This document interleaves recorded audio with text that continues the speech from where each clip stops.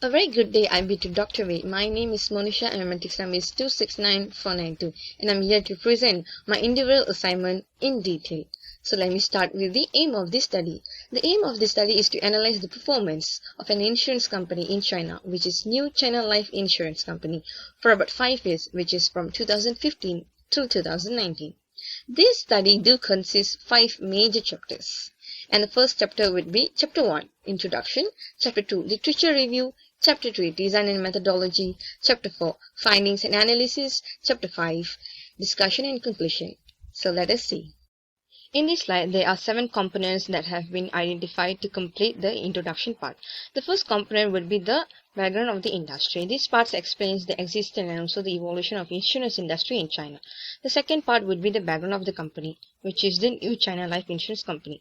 This company is also known as Xinhua Company. This part explains the formation of the company, the management of the company, and the company products such as group, health, personal, internet insurance, and many more.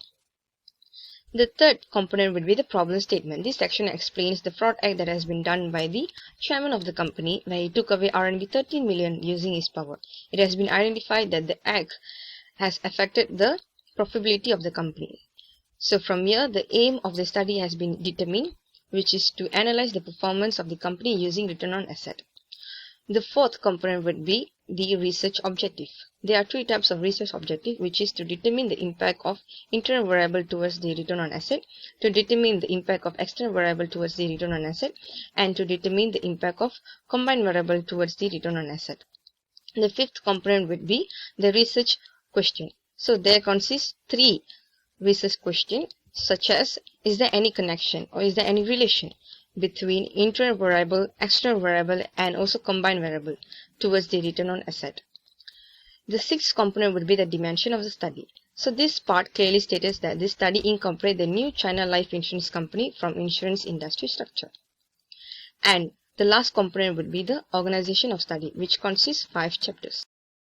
So in this slide, which is Chapter 2 Literature Review, this section highlights the literature analysis on a certain internal and external factor, which is corporate governance, company performance, liquidity risk, operational risk, and market risk. So company performance, which focus on the profitability of the company, liquidity risk, which highlights the financial risk for a certain period of time. Given a financial asset, security, or commodity cannot be traded quickly enough in the market without impacting the market price. Operational risk, which highlights the risk of a change in a value caused by the fact that actual losses incurred for the inadequate or faded internal process, people and system, or from any other external events. Finally, the market risk, which defined as the risk of losses on financial investment caused by the adverse price movement. So in this slide, Chapter 3, which is Design and Methodology, this section highlights the techniques that have been used in order to gather sufficient information. There are 4 techniques that have been used in order to extract as much as information to complete the study. So first of all would be the data collection. So what is data collection? A method of collecting and evaluating information on variables of interest in a structured way that helps one to answer specific testing questions, test theories, and also analyze findings. So for me to get sufficient information, I have used secondary source, which is secondary data, which is also known as archival data, where I can get annual reports of the company for 5 years, which is from 2015 till 2019. So second would be the statistical analysis. Statistical analysis is known as sample. Sample is a subset of data that a researcher picks or extracts from a wider population using a predefined collection process. These components are referred to as findings. By having sufficient sample, we are able to do analysis. Hence, to get enough sample, I have referred the annual report of New China Life Insurance for about 5 years, which is from 2015 till 2019. In the previous video, we have seen 2 techniques that have been used in order to gather information. Now we're going to focus on the third technique, which is the data analysis. In this analysis involves association and interaction between the dependent variable and independent variable. So the dependent variable would be the return on asset, and the independent variable will be the internal factors such as current ratio, return on equity, corporate governance index, operation ratio, operating margin, average collection period, and debt to income. Independent variable 2 refers to the external factors, which are inflation, interest rate, unemployment, and exchange rate. So the purpose of this analysis is to discover the context in the data so that the resulting information could be applied to make a logical conclusion. The fourth and the final technique that have been used in order to carry out this study is the statistical packages for social science, SPSS, a statistical software that are used by a number of academic researchers to analyze complex statistical results. In this slide, I'm going to talk about Chapter 4, Findings and Analysis. So first of all would be the model summary. Figure 1 shows the internal and also the combined variable. Meanwhile, Figure 2 shows the external variable. In the Figure 1, the value of each component of the internal variable and also the combined variable are the same. Hence, I'm going to use one table to explain both variables which are internal and also the combined variable. The R-square value is quite close to 1, which shows the linear regression is fit to the model.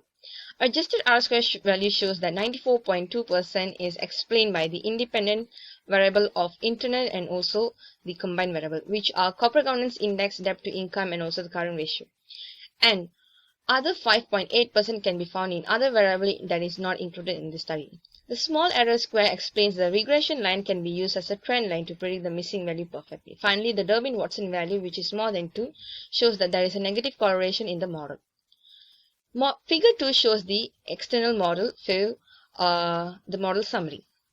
The R-square value somehow fit to the model. Adjusted R-square value shows that 44.2% is explained by the unemployment, exchange rate, and also the interest rate. These are known as independent external variables. Other 55.8% can be found in other variables that are not included in the study.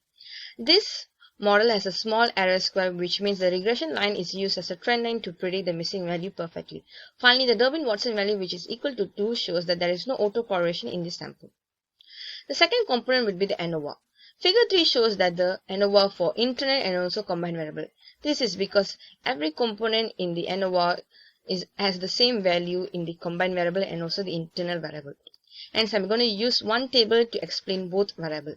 The corporate governance index, debt to income, current ratio is the internal and also the combined independent variable. The significant value is 0.153, which is more than 0.10. Hence, it is insignificant to the return on asset. This shows that the regression model is unable to predict the outcome variable. And Figure 4 shows the ANOVA for the external variable. In this model, the unemployment, exchange rate, and also the interest rate are the independent external variable. The significant value is 0.716, which means it is more than 0.10. Hence, this regression model is unable to predict the variable, since it is insignificant to the return on asset. And this model has an inconsistent variance. So in this slide, we're going to see the third component and also the fourth component of findings and analysis, which is descriptive statistics and also correlation. So based on this table, we can say that the mean of return on asset is 1.1005, which shows the company makes 1.1005% of profits for 5 years. This shows that every RMB1 will able to obtain net income of RMB 0.001. And it is less volatile with the standard deviation, which is around 0.3944%. This also shows that the performance is quite inactive in that company. Besides, the current ratio shows the mean of 6.3939, which implies that every RMB1 of debt will be covered by the current asset to meet the short-term liability, and the standard deviation shows that it is significantly low along the period. Besides that, the average collection period, which has the highest mean with 126.2496%. This shows that it takes a long period to receive the payment from the insured. But overall, debt to income's mean is around 91.7156%. This represents that every RMB1 of debt will be taken away RMB 9.71 of net income to cover the debt obligation of the company. Hence, this variable is seriously influencing the performance and the profitability of the company. So next, we're going to look at the correlation table. So there are some variables are negatively correlated and also positively correlated. So we're going to look at the positively correlated. So there is a variable which is positively correlated and significant, which is operating margin. And other variables such as inflation rate, return on equity, and also exchange rate, these are the variables that positively correlated but not significant. On the negative side, which is negatively correlated and significant, there are some variables that are negatively correlated and significant. So for an example, interest rate, operation ratio, debt to income. However, there are some variables that are negatively correlated and not significant. For example, unemployment, corporate governance index, current ratio, average valuation period. So when it comes to debt to income, even though it is negatively correlated to return on asset, but it is significant as the value of significant is 0.002, which strongly shows that it is influencing the return on asset. Whether a rise or fall, it will definitely give an impact in influencing the performance of the company.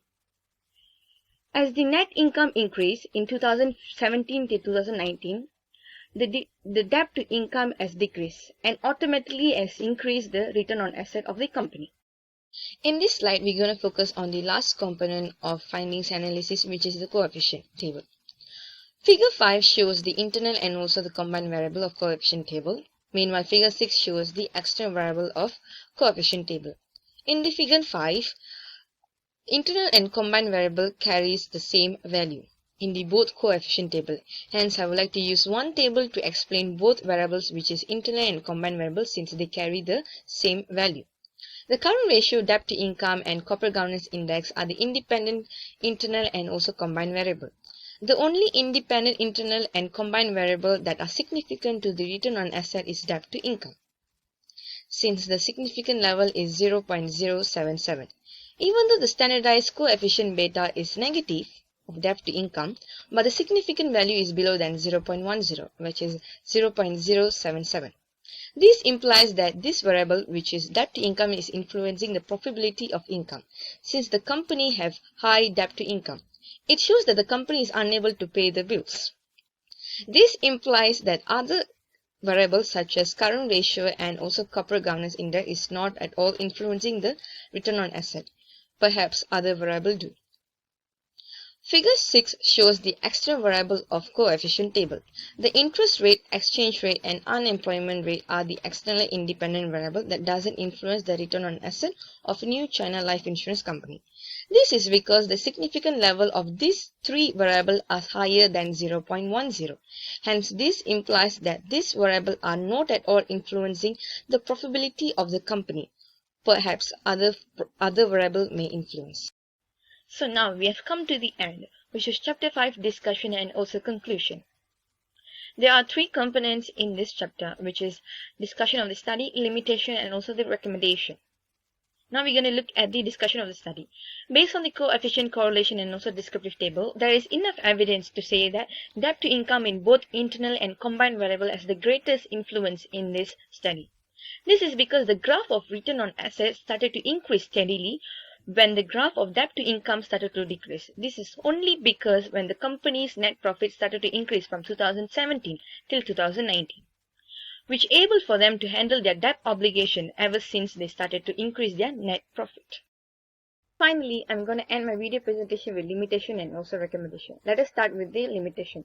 This research only looks at the financial report from 2015 till 2019. As a result of time limitation, only a certain volume of data that has been gathered and utilized. Now we're going to look at the recommendation part.